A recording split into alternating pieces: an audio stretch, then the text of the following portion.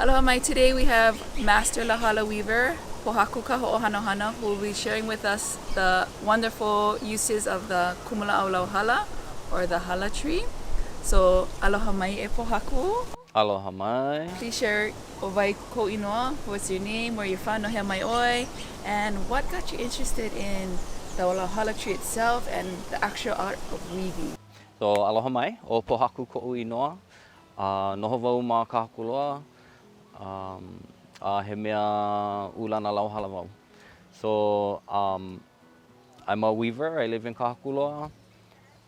What actually got me interested in lauhala weaving was back when I was in my mid-teens, so about 15 or so, I got interested in my genealogy. So basically that's what sparked the interest. What I did was go around and ask all my oldest family members the stories or traditions, how my family lived in the past, what the kupuna did basically during their lifetimes. And part of the knowledge that I gained was that both of my dad's grandmothers were lauhala weavers. So they didn't only weave lauhala, but lauhala of course was the main source of weaving for Hawaii. After finding that out, I wanted to try and see what it was like. The only experience I had was going to explorations in Oahu when I was young and making an Lauhala bracelet. So I didn't. So by that time, I still had no understanding of hala. So then by the time I was 19, I searched out some kupuna to teach me lauhala. And so at that time I was living in Honokohau Valley, and that's where one of my grandmothers were born. This one Auntie June Kaehue, who lived up in the valley, she told me, okay, I'll teach you. So she told me to come to her house the following week, bring my lauhala, and then from then she would, we'll work with the hala and show me how to prepare. So I went to her house the following week. I brought some lauhala that I had gathered, went to her house, and basically she took a look at my lauhala and told me it was junk, so I had to throw it away. And so she had her own little stash on the side. So she taught me how to clean, prepare lauhala, and get it ready for weaving. And then the first thing she taught me was baskets. So the first thing I started learning was baskets. And so, of course, right then I went home, just made a bunch of baskets. And of course, all my first baskets are totally kapulu because I was just learning. So plenty pieces were inside out or backwards. Wasn't tightly woven, really loose, but when I look at the progression, I keep my first baskets to remind me where I started, so, but it started from there. It started with my genealogy, finding out that both of my dad's grandmothers were weavers, and yeah, once I started learning, I just never stopped and made it part of my life. Mahalo na ka maolelo ana mai. So, in your mana'o, do you look at it as more of a kuleana? Because in our traditional Hawaiians, we are passed down kuleana, knowing or not knowing that it's our kuleana. Yeah. So just from hearing your mo'olelo, it just reminded me of how that just could have been your hana kuleana, or that it was passed down to you with you not knowing, just your interest and your desire to learn. So mahalo no kela mo'olelo. That was very, very interesting. First time I heard it, so mahalo nui. No, now it's a kuleana. It's a total kuleana. But when I first started, I didn't feel that way. I was like interested in just learning this and that and trying. And now, because, eventually I had 7 different kumu that taught me all their different ways of weaving. So 4 from Maui, 3 from Big Island. And I've lost almost all of them. I only had 1 teacher left. And that's my very first teacher, actually, June Kaehue. She's the only one. So now, especially because a lot of them didn't even teach their own kids or grandchildren, it's a huge responsibility for me to bring that back to their own families when they're ready to. Some of the kids were young when I started learning, some of my kumu's grandchildren, so they didn't really have that interest or wasn't, around a lot. So now that their kupuna is gone, but they still want the knowledge, I do hold some of that family knowledge for them. So that's my kuleana for sure. to Yeah, keep this art alive. no, mahalo. He vai kaike. So the knowledge that you hold or you share is very important, and you see the importance in your holding it and then actually using it to share, and with not just the ohana but the community. I know you've been doing a lot of community, what do you call that, demonstrations or classes, within, the kayapuni or during certain events. So, ike vo yaoi, mahalo vo yaoi. I see you and I'm like, oh, one day. But, you have to be a certain kind of kanaka to hold that ike and actually put it to your limos. So if you could share a little bit about the kumula'au itself. We know it's very vibrant, it's very important. As you said, the lauhala was used, or the main, weaving leaf or lau was the lauhala. I'm guessing of the abundance or the of the leaves versus something like makaloa, which we don't see often, or I'm not sure what else was used for actually weaving. But yeah, can you share a little bit about the lauhala tree itself and how you use it or prepare it to be woven? Well, first of all, right, when I started learning my kumu, after a while we would go gather together, right? So you always clean the tree, you always respect the tree. You don't leave your rubbish. When I go pick, sometimes the kupuna would sit there down by the tree and clean and stuff, and but they would make sure they don't throw the rubbish all over the place. So, but when I go pick, normally I gather, take it home, then I prepare, and then I mulch all my leaves. So definitely have the respect for your tree. You clean your tree, then your tree will provide clean leaves back to you. So, and then, it's healthier for the tree anyway. And if it gets all stuffed, sometimes it just has a hard time breathing up inside of the tufts or down inside of the roots. So clean it all out, freshen your tree up, and it'll provide good leaf for you. As far as I know, the tree is an ancient tree. It's been on Earth since the time of the dinosaurs. Of course, the main part of the tree that we use is the leaf itself. Normally, when the Hawaiians weave, they pick it dead and dry, either hanging on the tree or falling onto the ground. You want to look, of course, for the leaves that look the best. The wider the leaf, the better. The longer, the better. You get more material out of it. So when we go and pick the leaf, we pick it nice and dry like this. We want to make sure that this part, the po'olau, is intact. If you find older leaves, such as this one, the top tends to delaminate and it starts getting dry rot, or a lot of times it'll sit with a lot of moisture and it'll rot from the inside. And so that tells you it's an older leaf, or it's just been sitting in the wrong area for too long. So we go gather our leaves, clean your tree, say mahalo to your tree, make sure the tree stays nice and healthy. Also, when we go gather with our kupunas, they always look to see if somebody already was cleaning the tree.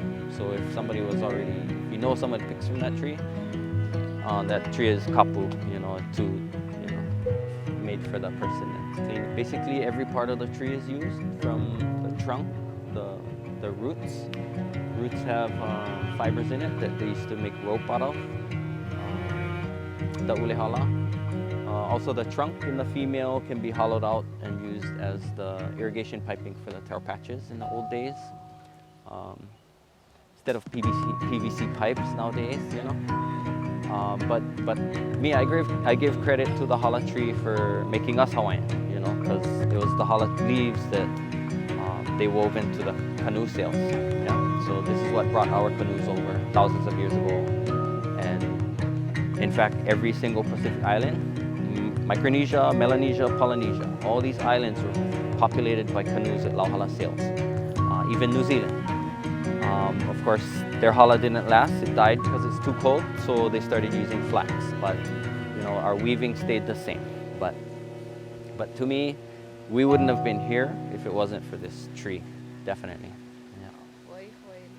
And it was here, we know, at least 1.2 million years before we had arrived. So after you malama your kumulaa, you mahalo him or her, you mahalo the kumulaa lauhala. You gather your mea, your lau, you clean it, take all the kuku off. What will be the next steps after the cleaning to prepare you to actually weave or a lauhala bracelet or a papale? You know, is it the same or the process is the same or different? So yeah, depending on what you're making, well, the process of the leaf is all the same. Also knowing your grade of hala, so certain leaves are only made for maybe making baskets and mats and coarser things, whereas certain leaves you can use for finer work, more pliable, stronger, longer lasting for papale, bracelets, things you wear like purses, you know, and get a lot of wear. Okay. So knowing your grading of hala. Also, once you prepare your leaf, get it dethorned, washed, and then you roll it. We keep it in the kuka'a, the large rolls that we store our leaves in. Those I don't like to take out for at least a month before, you know, after I've cleaned it. I don't want to take it out before because then it'll tend to want to curl back into its original shape. So then it's harder to weave again. Just if you pick good, fresh, nice, clean leaves, your product will be clean, nice, and fresh also. If you have mildew on your leaves, you're gonna see it in your product. Well, we also know that, you know, traditionally, culturally, you know, lifestyle, Hawaiians were very clean and neat. So that's why we can see their work throughout the generations still be like day one. You know, if it's a papale or if it's a pohaku or papakui'ai or an umeke, you know, we appreciate the kumula'au and kept the cleanliness from the natural state to the art of it or whatever we're making. So mahalo for reminding the cleanliness of your work or preparing your work and actually doing your work is very important to the Hawaiian culture. So mahalo. Aloha mai e Pohaku. We're excited to see what you have in store for us today, and can you please share with us what you'll be weaving? Okay, so right now I'm gonna teach you guys how to make a star. Just a simple star like this, nothing too fancy. Okay, so I'll start with the stripping of the leaf. Okay. So I'll get this koi. This is an old metal koi. So koi is stripper in Hawaiian. And so what I'll do is I'll place the leaf with the alo side up onto the rag, and then I'll place the koi right into the leaf. So stab it right into the leaf. We always start at the po'olau, the thicker end of the leaf, and you're just gonna draw the leaf to the side, okay, until you've gone off the leaf. Discard the outer edges, and then you have your koana, your piece here, yeah, your strand. So once you have your strands, what we do is we'll take the back of your scissors and we're gonna paki. So what this is like curling ribbon, but what you're gonna do is actually uncurl it, and at the same time, the tension you're putting on the leaf with your knife massages the fibers inside and makes it pliable. Yeah? So what this does is make it nice and flat and workable for you. Okay, so what we need to make the star is you need 2 pieces from about 10 to 12 inches long. And these strands are about 1/2 inch wide. Yeah? Okay, so you only need 2 to start with. So what we'll do is we'll hold one up. And what we're doing is we're looking at the back side of the leaf, yeah, the back side of the piece. So you'll hold one up standing here, and you'll place the other one horizontally right in the center here, and make sure your horizontal is on top. Okay. Okay, so we're gonna start here at the bottom. So you're gonna fold this one over to the right. Okay. We'll start with the next one, the right one here. So we're going counterclockwise, yeah? So we'll take this one will go across to the left here. There's your lehua. So you take the second strand from your right, fold it over the 2 standing pieces over to the left. So once you're here, you're gonna spin it upside down. So it kind of looks like a headless man. So what we'll do is we'll take his left arm here. We're gonna push it in to loosen the side. So once you loosen it right here, there's a loop there. We'll take this piece here. So kind of like his right leg. We'll fold it over and up and go up through this loop. Pull that all the way up, and you're gonna pull that loop back shut. And just kind of tighten all 4 pieces until you have a nice solid little box in the center. Yeah? So this is the first half. So we're gonna turn it over. Okay, the side that has the X. Okay, so on this one we'll start on your right strand. And we're gonna do the same thing, go counterclockwise. So you take this right strand, fold it over to the left. Take the top one, fold it straight down. Take this bottom lefty over to the right. And then this long bottom right one goes over and up. And then it'll go up into the loop or under the very first one we folded over. All the way up. And then you're gonna pull each one again on this side to make sure that this side is nice and secure. Okay? Then there you have this side and that side, both have nice boxes. So what actually we did was just like a cardboard box. You fold all 4 ends and the last one tucked. And same thing with this. Okay? So once you have your 4 in, then we'll take your scissors and you cut your rays. And just try and cut them the same. And they just are. Or hoku. So he leo mahalo kia ia o ko pakahi a pau no ka hui ana, no ka ho'onanea pū ana me mākou, no ka ho'oka ike, no ka ho'olohe ana I ka ike Hawaii o kia maukumu. Mahalo nui for all of you tuning in with us throughout these past days and really, you know, engaging in the ike that has been shared from all these wonderful mentor and kumu of Maui, of Hawaii.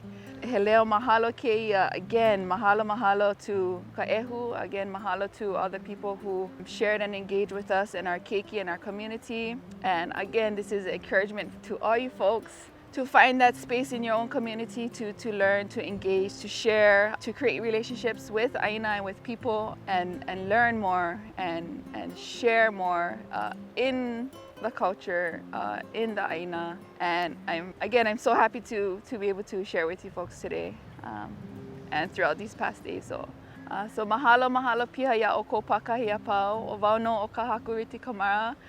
Ma ka ehu a hui ho launa pu ho kako I ke kahila a hui ho.